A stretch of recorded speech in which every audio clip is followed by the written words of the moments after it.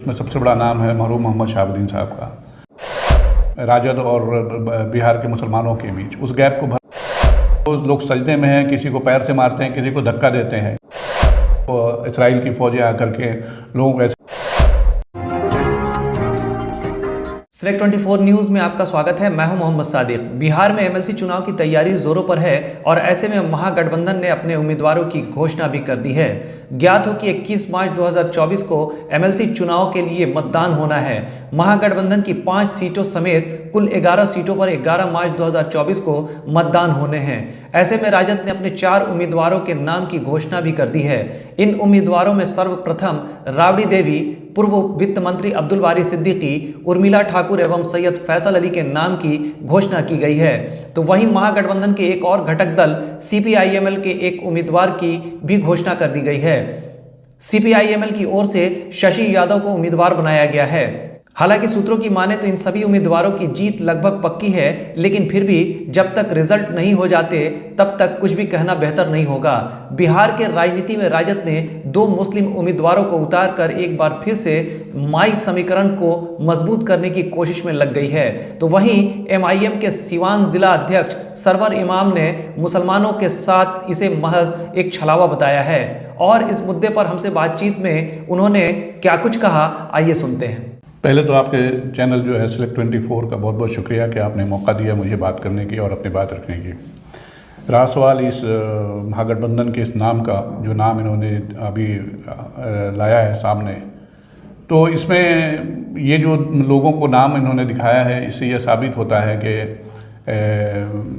ये लोग जो हैं अपनी मनमानी करते हैं और उन लोगों के नज़दीक नहीं जाना चाहते जिन लोगों ने इनको उस लायक बनाया है। और उसमें सबसे बड़ा नाम जो है वो बिहार के नहीं पूरे हिंदुस्तान के लोग जानते हैं कि उसमें सबसे बड़ा नाम है मरहूम मोहम्मद शहाबुद्दीन साहब का। और उनकी जो कुर्बानियाँ रही हैं पार्टी को लेकर के और उनकी जो वफादारियाँ रही हैं पार्टी को लेकर के, उसमें कहीं कोई शक व शुबा नहीं है। और इन लोगों ने उनको किनारे करके या उनसे दूरी बना करके, उनके परिवार से दूरी बना करके ये जो लोगों का नाम ला रहे हैं, तो ये सिर्फ लोगों को बेवकूफ़ बनाने मात्र है, इससे ज़्यादा कुछ नहीं है जी। और ये नाम जो लाए हैं ये सिर्फ उसको एक जो खाली जो गैप बनता जा रहा है राजद और बिहार के मुसलमानों के बीच, उस गैप को भरने की एक कोशिश है और ये गैप भरेगा नहीं। क्या लगता है कि 2 मुस्लिम चेहरों को ला करके अब्दुल बारी सिद्दीकी को लाए हैं, सैयद फैसल अली को लाया गया है।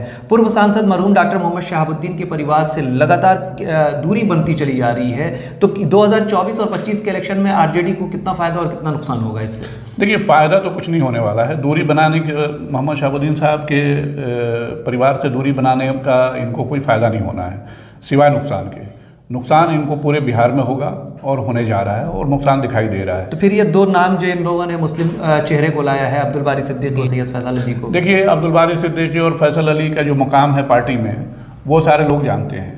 और सैयद मोहम्मद शहाबुद्दीन साहब का जो मकाम था पार्टी में और या उनके परिवार का जो बिहार में अभी जो लोगों के अंदर जो रुझान है, जो मोहब्बत है, जो सपोर्ट है, वो भी सबको पता है। तो ये लोग, ये 2 नाम उसमें कहीं फिट नहीं बैठते हैं। तो जाहिर सी बात है कि इनको इससे नुकसान ही होना है, इससे फ़ायदा नहीं होना है। जो नुकसान हो रहा है वो कंटिन्यू होगा। 2024 और 25 के इलेक्शन में एमआईएम का क्या रोल होगा? चूँकि आप कह रहे हैं कि मुस्लिम के साथ छलावा हो रहा है, तो फिर आखिर मुस्लिम का भला कौन करेगा? देखिए, भला तो करना मुसलमानों को अपने हाथ में है। मुसलमानों को हम लोग यही कह रहे हैं कि आप लोग जो है पीछे चलने वाली जो अपनी जो नीति आप लोगों ने अपना रखी है या उसके को अपने ज़िंदगी में उतार लिया है, उसको हटाइए, उससे दूर निकलिए, उससे बाहर निकलिए और अपनी लीडरशिप पैदा कीजिए। आप जब तक अपनी लीडरशिप पैदा नहीं करेंगे कोई आपका भला नहीं कर सकता है। तो जिस दिन आप अपनी लीडरशिप खड़ी कर लीजिएगा, आप अपना एक लीडर चुन लीजिएगा, हर पार्टी, हर जगह, हर मकाम पे आपकी इज़्ज़त अफजाई होगी और आपको पूछा जाएगा। देखें, अभी मैं मिसाल के तौर पे अभी कल का जो मामला रहा है, कल जुमे की नमाज में वो दिल्ली में इंटरलॉक में जो हुआ कि एक पुलिस वाले, एक नहीं कई पुलिस वाले थे, वो इसलिए दिखाया एक ही गया को है, लेकिन कई पुलिस वाले थे, वो आते हैं और नमाजियों को, लोग सजदे में हैं, किसी को पैर से मारते हैं, किसी को धक्का देते हैं।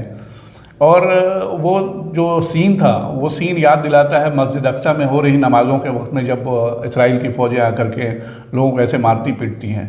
तो हम लोगों को वो पूरा वही सीन दिखाई दे रहा था और इसकी वजह हम खुद हैं। वो हमारी इसलिए कि हमारी कोई लीडरशिप नहीं है और हमारी लीडरशिप ना होना की वजह से जो है ये लोग इतने जो है इस तरह की जो है चीज़ें होने लगी हैं हमारे साथ। और आप कंपेयर ये भी देखें कि और भी जो दूसरे लोगों के जो प्रोग्राम्स होते हैं 6-6 दिन 8-8 दिन जो है जगराता चलता है, और बाकी जो चीज़ें पूजा पाठ होती है या बड़े बड़े पंडाल लगते हैं, उसमें कहीं कोई बल्कि उल्टा पुलिस वहाँ व्यवस्था कर लगाती है, लेकिन आपको 2 मिनट की नमाज के लिए आपको लात से मारा जा रहा है। तो आप सोचिए कि आप कहाँ पे खड़े हैं अभी। हमें तो वही फ़लस्तीन दिखाई देने लगा। कल जो हमने सीन को देखा तो हमें जैसे फ़लस्तीन के हमको सीन्स याद आने लगे कि वहाँ भी इसी तरह से मुसलमानों को जो है यहूदियाँ इस तरह से मारा पीटा और नमाज नहीं पढ़ने देते थे। आज आपको 2 मिनट तो की नमाज। आखिर इसका जिम्मेदार कौन है, कहाँ से ये व्यवस्थाएं शुरू देखिए, होंगी? जिम्मेदार हम उन तमाम लोगों को कहेंगे जो हम लोग सो कॉल्ड पार्टियों के पीछे उनके जो अलंबरदार बने रहे, उनके झंडा बरदार बने रहे, और उन्हीं के झंडा बरदारी का नतीजा है कि आज हम अपनी लीडरशिप नहीं खड़ी कर पाए। और लीडरशिप खड़ी करने की जब बात होती है और ये बात सिर्फ MIM करती है और बैरिस्टर असदुद्दीन ओवैसी साहब करते हैं कि आप अपनी लीडरशिप खड़ी कीजिए, आप अपने लोगों को मजबूत कीजिए। लगातार आप कोशिश करते हैं, असदुद्दीन ओवैसी भी कोशिश करते हैं, बावजूद उसके आपकी पार्टी जो है वो मजबूत नहीं हो रही है। आखिर क्या इसके पीछे का क्या रीज़न है? देखिए, हमारा काम है आप तक मैसेज पहुंचाना। हमारी जिम्मेदारी है कि हम आप तक अपनी बात पहुंचाएं। आपको वो कहते हैं ना, हिदायत वाला जो मामला है, तो आपको जिस दिन समझ में आ जाएगा आप यकीनन हमारे साथ आगे खड़े होंगे। जब तक समझ में नहीं आ रहा है, ये चीज़ें हो रही हैं, आप सबको बर्दाश्त करना है और चिल्लाना है, कराना है, रोना है, ये होता रहेगा। आपके चैनल के माध्यम से भी लोगों से यही कहेंगे कि आप लोग इस बात को समझें कि हमारे लिए क्या बेहतर है, हम किस चीज़ से आगे बढ़ सकते हैं, कैसे आगे बढ़ सकते हैं। झंडा बरदारी से आगे बढ़ सकते हैं या अपनी लीडरशिप खड़ी करके आगे बढ़ सकते हैं। ये सवाल आपके लिए है। शुक्रिया।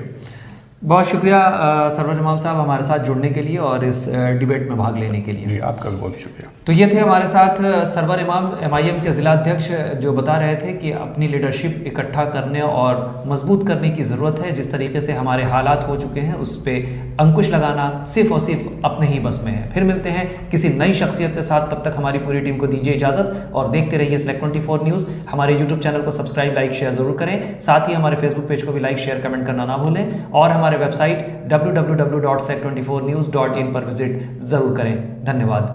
अब आपके शहर सिवान के लक्ष्मीपुर में भरपूर सुविधाओं के साथ hotel select and marriage hall. आपको बता दें 20 अक्टूबर से भारी डिस्काउंट के साथ बुकिंग शुरू है। इसमें आपको मिलेगा फुल्ली एयर कंडीशन, साथ ही बुकिंग के साथ टेंट का सारा सामान जैसे बर्तन और चूल्हा बिल्कुल फ्री। जल्द ही किसी कार्यक्रम को अच्छे वातावरण में करने के लिए बुक करें hotel select and marriage hall. हमारा पता है लक्ष्मीपुर, सिसवन ढाला, सिवान। हमारा संपर्क नंबर है 8797327330। एक बार जरूर पहुंचे और इस भारी डिस्काउंट का लाभ जरूर उठाएं।